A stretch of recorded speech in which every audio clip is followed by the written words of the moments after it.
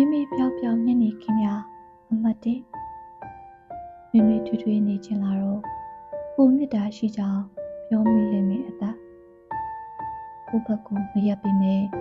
ကိုကလည်းဘေးကောင်းပန်းမှမပါစေချင်ခဲ့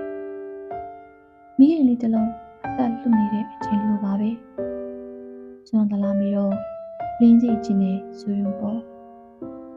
ကြာစိတ်ကိုဂိတ်ဆုံးတောက်တဲ့ကောင်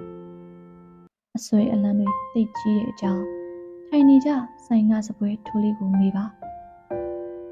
ငှက်တချို့ထားပြန်သွားတယ်ကျွေးတဲ့တန်မခံနိုင်ရှာကြဘူးထရဲ့ကိုရှိတဲ့အရာဘယ်သူမှကြာမနေတတ်ကြဘူးလေဒီအထဲသိချရတဲ့အသက်လေးပါတာပေါ့ကွယ်ချစ်လို့မိုက်ကြီးချစ်လို့မိုက်တဲ့အထဲအသက်ဟာလှလှပပအမားလေးအဖြစ်ကျန်ရင်လို့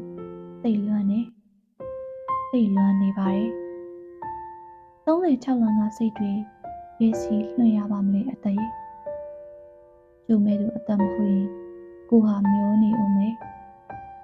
ရေအစုံမြေအစုံကဘာအစုံအချစ်တွေဆုံးလို့နေပါမယ်တနေ့ဝေးတနေ့ထွက်ပင်မမှုဟာအသက်တဲ့ချစ်ရတဲ့ကိုမ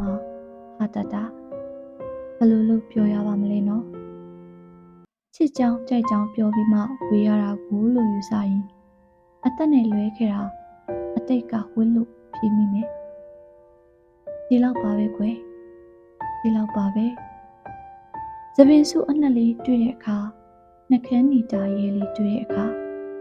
အသက်နဲ့ကိုယ့်ရဲ့ချားမှာပုံငတ်တချင်းလိုဝေးသွားတဲ့အခါရယူမိရဲ့မေတ္တာလေးတွေမထိုက်ခဲ့ကြောင်တွေးလို့ကိုပြောပါမယ်တော့ကြည့်ယူ